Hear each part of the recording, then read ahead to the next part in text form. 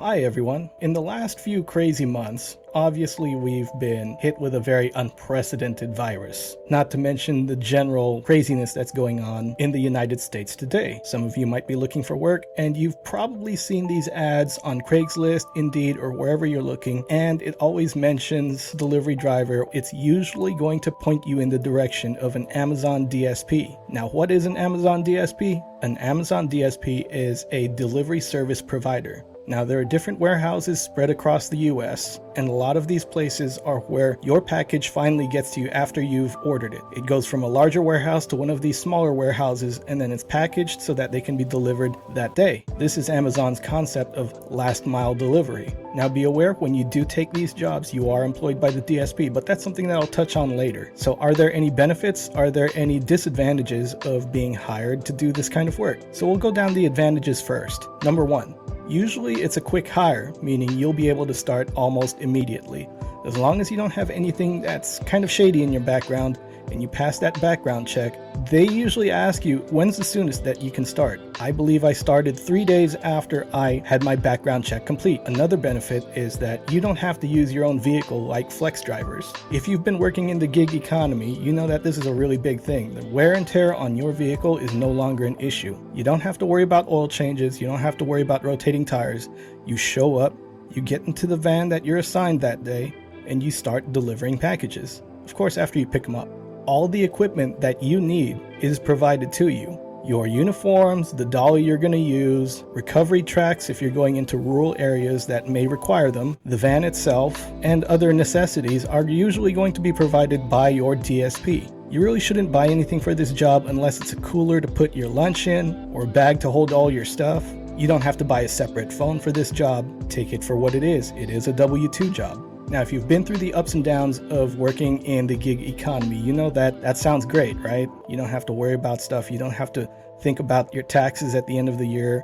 Everything's going to be provided to you. Well, just like every job, there are advantages and disadvantages. And if I were to tell the honest truth, I would say that there are more disadvantages to working as a driver for an Amazon DSP than there are any kind of advantages. So one of the biggest disadvantages is that it's extremely demanding, both physically and mentally. On an average day, you want to be able to stop at least 20 different stops inside of an hour. The algorithm is supposed to account for this. What it doesn't account for is traffic, accidents, diversions, or if you're in a rural route, bad roads, houses that are inaccessible to vehicles so you have to walk up a long driveway, or the distance between each stop. If you're in a really rural area with bad roads, and it takes about 5 minutes to get from house to house, at most you're probably only going to get to about 12 stops, and that's being a little optimistic with the time. You still have to drop the package off wherever they request that you do, and then you have to take a picture of it, and that doesn't take into account any kind of crazy owners coming out with guns or unleashed dogs coming to take a piece of you.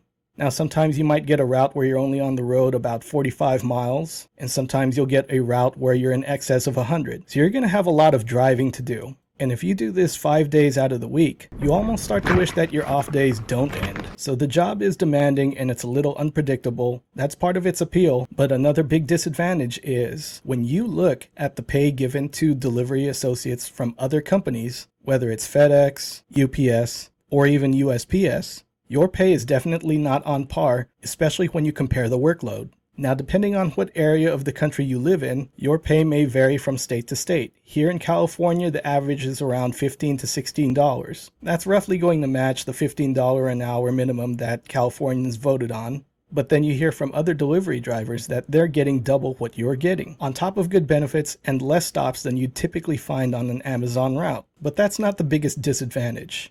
The biggest disadvantage is that you are not a true employee of Amazon. Unless the person that's running your DSP is really good at what they do and they're going to be around for a while, there is no upward mobility from this type of job. For the most part, if you're a driver, you're always going to be a driver. Sure, they can move you up to dispatch, but you are going to have to deliver a few packages. So what does that mean? It means that you get no benefits that an Amazon employee would get. On top of that, you can be let go for almost any reason. If you get injured on the job and your recovery might take a while, there are no guarantees that you're going to have a job waiting for you. A 2-week stretch using your PTO is fine, but good luck if you end up missing a month or more. If you take a look at the Amazon DSP drivers subreddit, you'll realize that there's a high turnover rate just from burnout alone. The turnover rate is almost 100%. In fact, when I had to take a break for 2 weeks, when I came back, half of the familiar faces I was used to seeing were gone, and there were a lot more new guys. So what does this all boil down to?